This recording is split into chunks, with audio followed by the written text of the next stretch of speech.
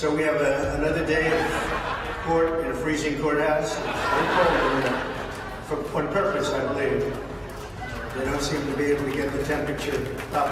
It shouldn't be that topic in a freezing courthouse, and that's fine. That's just fine. Jimmy Kimmel has taken on the task of roasting none other than Donald Trump on his late night show. With the sharp wit of a seasoned stand-up comedian, Jimmy lays into the former president, mocking everything from Trump's infamous courtroom outbursts to his son's inability to understand legal proceedings. Despite being a master of his craft, even Trump cannot help but feel embarrassed in the face of Jimmy's comedic genius. During the show, Jimmy pokes fun at the fact that Americans have been sleeping more than ever before, something that scientists have been monitoring for over 20 years. To illustrate his point, Jimmy shares a CNN clip of Trump reclining in his chair and closing his eyes. He even jokes that he'd like to see the moment when Trump nods off during his own trial. Trump appears to be sleeping, his head keeps dropping down, and his mouth goes slack, and then during the court proceedings in Manhattan, Maggie Haberman from the New York Times observed that Donald Trump appeared to be dozing off on multiple occasions. Even Trump himself seemed to grow irritated during the proceedings. Other reporters also noticed Trump's prolonged inactivity, with Suzanne Craig even remarking on MSNBC that Trump seemed to briefly lose focus before snapping back to attention. The scene resembled a courtroom drama, with a hint of nap time thrown in for good measure. By capturing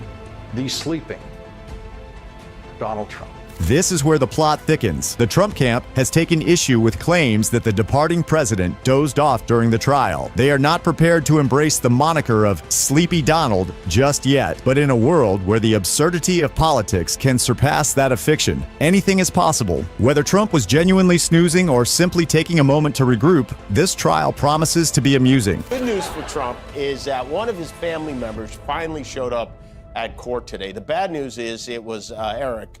Eric Trump attended his dad's porn star hush money trial today, which in the Trump family. At a recent court date, Jimmy Kimmel made a joke about President Trump's relief to see a family member show up. However, his joy was short-lived when he realized it was his son Eric who had arrived. Eric, who has displayed ignorance about his father's political game, struggled to answer basic questions about his dad's presidency or political affiliation. Despite this, Eric attended his father's trial involving hush money paid to a porn star. While he couldn't offer any defense for his dad in court, he did get excited when Trump entered the room, exclaiming, "That's my daddy!" Unfortunately, Eric was later disqualified from the jury selection process. It seems that in this case, ignorance didn't lead to impartiality. Although he assumed his father's lack of knowledge would benefit him in court, it turned out to be quite the opposite. This goes to show that reality can sometimes be more surprising than fiction, especially when it comes to the Trump family. So I'm going to go into this trial. I'm going to sit in a freezing cold ice box for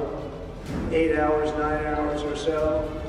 So I appreciate you being here. Thank you very much. And I'm going to go into the icebox now. According to Jimmy, Trump's recent statement regarding the hush money scandal is due to his frustration, anger, bloating, and most notably, his chilly demeanor. Well, that's where leftover meatloaf belongs. It's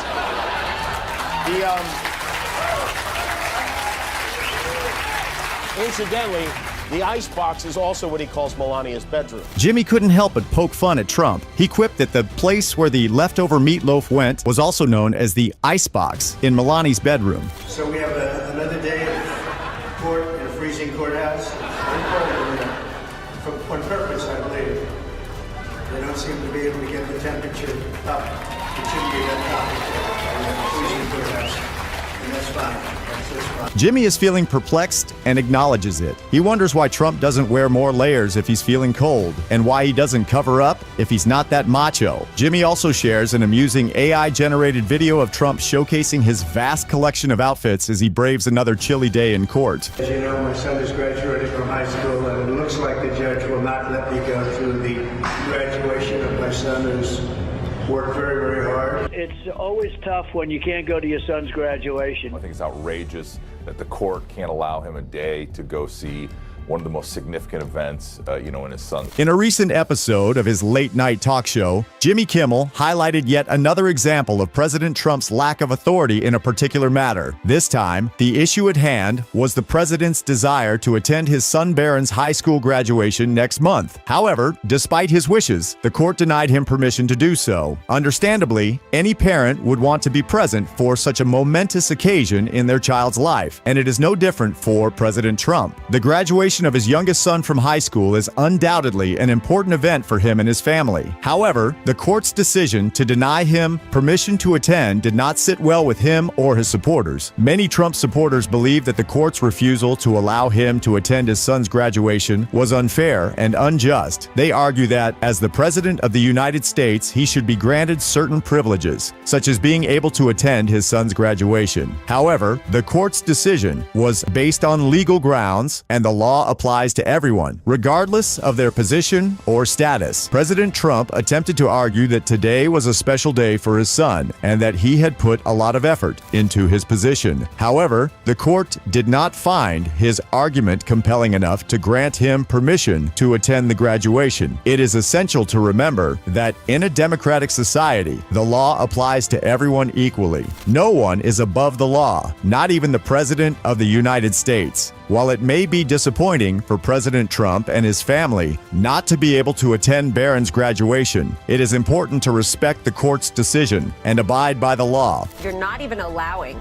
a father, never mind a former president, but a father attend his son's graduation. It's absolutely ludicrous. It shows his bias. It shows actually his hatred towards Donald Trump.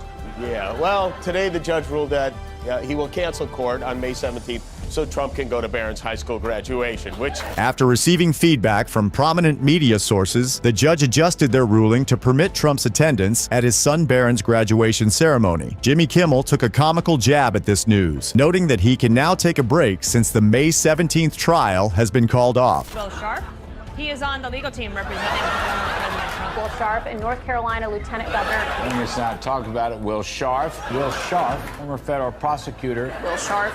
Jimmy has once more poked fun at one of Trump's lawyers, Scharf, who frequently appears on news channels with a beaming smile. Jimmy quipped that Scharf is the first AI-made attorney. Carry out a deportation operation to remove more than 11 million people from the country. He says he would use the military to build migrant detention camps. He would let red states monitor women's pregnancies and prosecute those who violate abortion bans. He would, at his personal discretion, withhold funds appropriated by Congress. During his late-night talk show, Jimmy delved into the recent interview that President Trump had with Time magazine, where he outlined his plan for a deportation campaign that would see over 11 million individuals expelled from the country. This plan has sparked controversy and outrage from many, with critics arguing that it is inhumane and goes against the values of America as a nation of immigrants. As Jimmy continued to discuss the interview, he couldn't help but express his concern over the impact that such a campaign would have on the families and communities of those affected. Many of these individuals have lived in the United States for years, if not decades, and have established themselves as productive members of society. To suddenly uproot them from their homes and send them back to a country they may not even know anymore would be devastating for them and their loved ones. Furthermore, the logistics of such a campaign would be incredibly complex and costly. It's not just a matter of rounding up individuals and sending them off. There would need to be a legal process in place to determine who should be deported and who should be allowed to stay. This would involve a significant amount of resources and manpower, which would undoubtedly come at a high price for taxpayers. Despite these concerns, President Trump has remained firm in his decision to pursue this deportation campaign. He believes that it is necessary to protect American jobs and ensure that those who come to the country do so legally. However, the debate over immigration is far from over, and it remains to be seen what the future holds for those who call America their home. Fire any U.S. attorney who wouldn't carry out his order to prosecute. He's weighing pardons for everyone who attacked the Capitol January 6th. He said he might not come to the aid of an ally in Europe or Asia if he felt that country wasn't paying enough. He would gut the civil service. He would close the White House Pandemic Preparedness Office. And finally ending with, only with those who believe the election was stolen from him. And when they asked about dictatorship, he said, I think a lot of people like it. And he's on the cover of Time magazine. He should be on the cover of Doing Time magazine. This is Time's Maniac of the Year. Jimmy Kimmel jests about Trump's appearance on Time magazine's cover and questions whether he deserves to be there, ultimately labeling him as the year's maniac. The judge, Judge Merchan, today found Trump to be in contempt of court for violating his gag order 9 times. He fined Trump $1,000 apiece for a total of $9,000, which that should shut him up. That's Trump spends $9,000 at the Wendy's drive-thru. Former U.S. President Donald Trump has once again found himself in hot water with the law, despite being ordered by Judge Juan Merchan to refrain from making any public remarks or posts on social media regarding his ongoing criminal hush money trial. Trump chose to disregard this gag order and continued to express his disapproval through posts on his new social media platform, Truth Social. As a result of his non-compliance, Judge Merchan found Trump guilty of contempt of court and imposed a fine of $19,000 on him. The judge also threatened to put him behind bars if he failed to comply with the order. However, despite the hefty fine and the threat of imprisonment, Trump seems to have taken the judge's warnings lightly and continues to defy the gag order. Judge Merchan expressed his frustration over the limitations of his authority to impose higher penalties, stating that the $1,000 fine for each of the 9 online posts that ridiculed witnesses or trial participants was meant to deter future breaches of the gag order. The gag order was put in place to prevent comments of this nature, but Trump seems to have ignored its purpose entirely. Although there were a total of 10 posts made by Trump,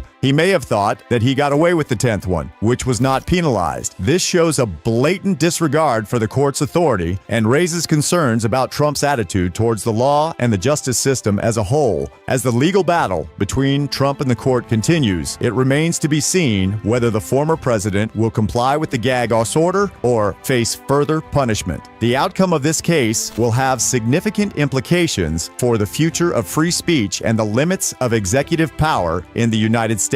In conclusion, Trump's repeated violations of the gag order demonstrate a lack of respect for the rule of law and undermine the integrity of the justice system. It is essential that individuals, regardless of their position or status, uphold the principles of justice and abide by court orders to ensure a fair and just society for all.